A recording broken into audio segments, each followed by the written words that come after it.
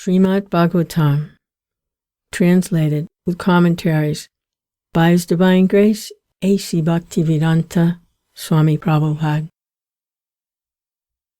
Canto 1, Chapter 3. Krishna is the source of all incarnations. Text 22. In the 18th incarnation, the Lord appeared as King Ram. In order to perform some pleasing work for the demigods, he exhibited superhuman powers by controlling the Indian Ocean and then killing the atheist king Ravana, who was on the other side of the sea. Purport. The personality of Godhead Sri Ram assumed the form of a human being and appeared on the earth for the purpose of doing some pleasing work for the demigods or the administrative personalities to maintain the order of the universe. Sometimes great demons and atheists like Ravan, Hiranyakashipu, and many others become very famous due to advancing material civilization by the help of material science and other activities, with a spirit of challenging the established order of the Lord. For example, the attempt to fly to other planets by material means is a challenge to the established order. The conditions of each and every planet are different, and different classes of human beings are accommodated there for particular purposes mentioned in the codes of the Lord. But puffed up by tiny success in material advancement, sometimes the godless materialist challenges the existence of God.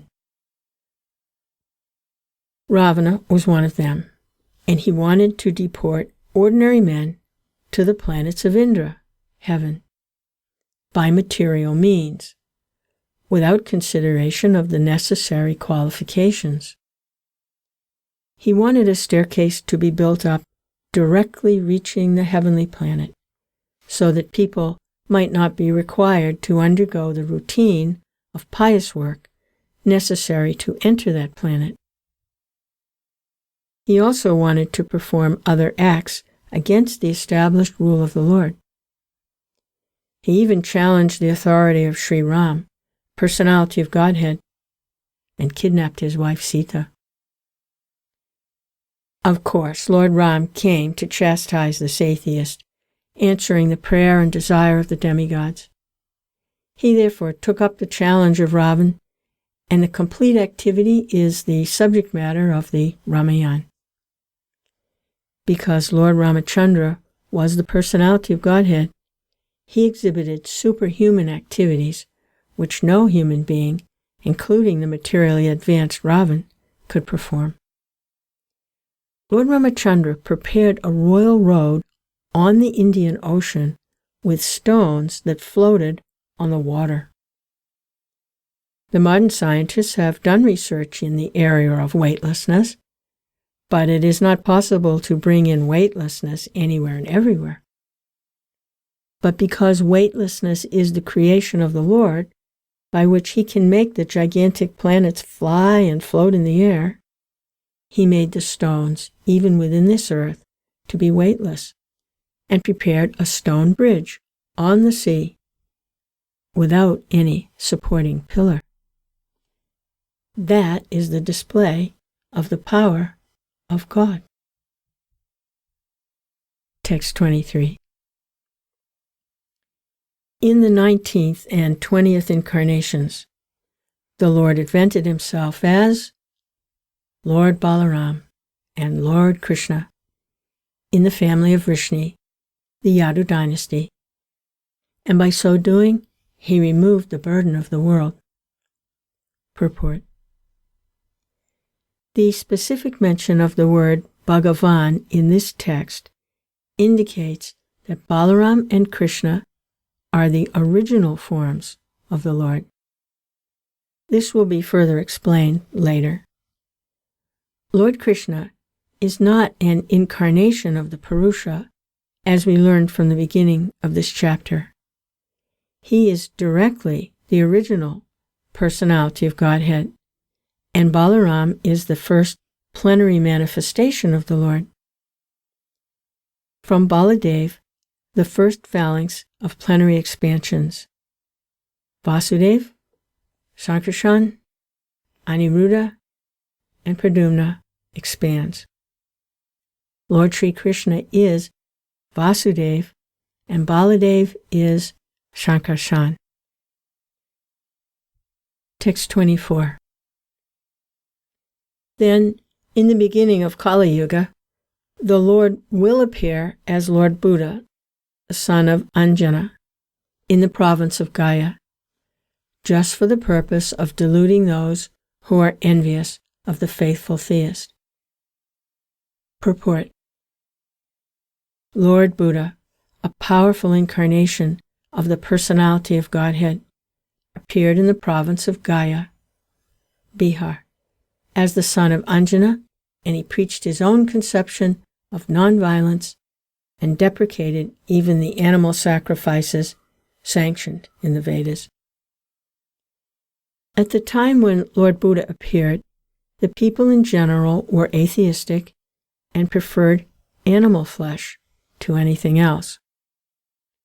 On the plea of Vedic sacrifice, every place was practically turned into a slaughterhouse, and animal killing was indulged in unrestrictedly. Lord Buddha preached nonviolence. Taking pity on the poor animals, he preached that he did not believe in the tenets of the Vedas and stressed the adverse psychological effects incurred by animal killing.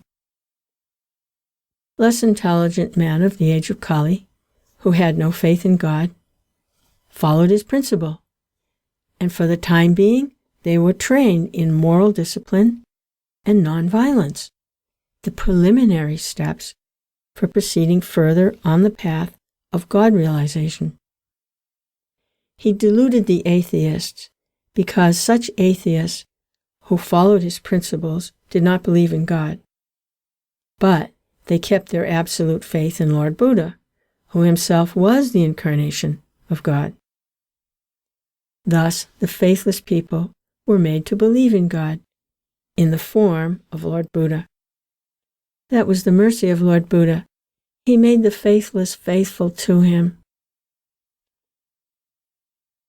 Killing of animals before the advent of Lord Buddha was the most prominent feature of the society.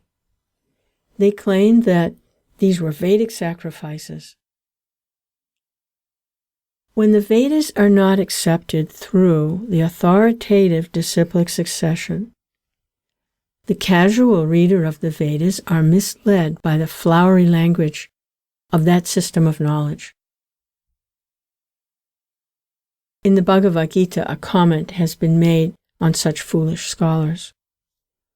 The foolish scholars of Vedic literature, who do not care to receive the transcendental message through the transcendental realized sources of disciplic succession, are sure to be bewildered. To them, the ritualistic ceremonies are considered to be all in all. They have no depth of knowledge, according to the Bhagavad Gita. The whole system of the Vedas is to lead one gradually to the path of the Supreme Lord. The whole theme of Vedic literature is to know the Supreme Lord, the individual soul, the cosmic situation, and the relations between all these items. When the relation is known, the relative function begins, and as a result of such a function, the ultimate goal of life, or going back to Godhead, takes place in the easiest manner. Unfortunately, unauthorized scholars of the Vedas become captivated by the purificatory ceremonies only, and natural progress is checked thereby. To such bewildered persons of atheistic propensity, Lord Buddha is the emblem of theism. He therefore first of all wanted to check the habit of animal killing. The animal killers are dangerous elements on the path of going back to Godhead. There are two types of animal killers. The soul is also sometimes called the animal or the living being. Therefore, both the slaughterer of animals as well as those who have lost their identity of soul are animal killers. Maharaj Parikshit said that only the animal killer cannot relish the transcendental message of the Supreme Lord. Therefore, if people are to be educated to the path of Godhead, they must be taught first and foremost to stop the process of animal killing, as above mentioned. It is nonsensical to say that animal killing has nothing to do with spiritual realization. By this dangerous theory, many so-called sannyasis have sprung up by the grace of Kali Yuga, who preach animal killing under the garb of the Vedas. The subject matter has already been discussed in the conversation between Lord Chaitanya and Molan Chand Kazi Sahib. The animal sacrifice, as stated in the Vedas, is different from the unrestricted animal killing in the slaughterhouse. Because the asuras, or the so-called scholars of Vedic literatures, put forward the evidence of animal killing in the Vedas, Lord Buddha superficially denied the authority of the Vedas. This rejection of the Vedas by Lord Buddha was adopted in order to save people from the vice of animal killing, as well as to save the poor animals from the slaughtering process of their big brothers, who clamor for universal brotherhood, peace, justice, and equity. There is no justice when there is animal killing. Lord Buddha wanted to stop it completely, and therefore his cult of ahimsa was propagated not only in India, but also outside the country. Technically, Lord Buddha's philosophy is called atheistic, because there is no acceptance of the Supreme Lord, and because that system of philosophy denied the authority of the Vedas. But that is an act of camouflage by the Lord. Lord Buddha is the incarnation of Godhead. As such, he is the original propounder of Vedic knowledge. He therefore cannot reject Vedic philosophy. But he rejected it outwardly because the Suradrisha, or the demons, who are always envious of the devotees of Godhead, try to support cow killing or animal killing from the pages of the Vedas. And now this is being done by the modernized sannyasis. Lord Buddha had to reject the authority of the Vedas altogether. This is simply technical, and had it not been so, he would not have been so accepted as the incarnation of Godhead.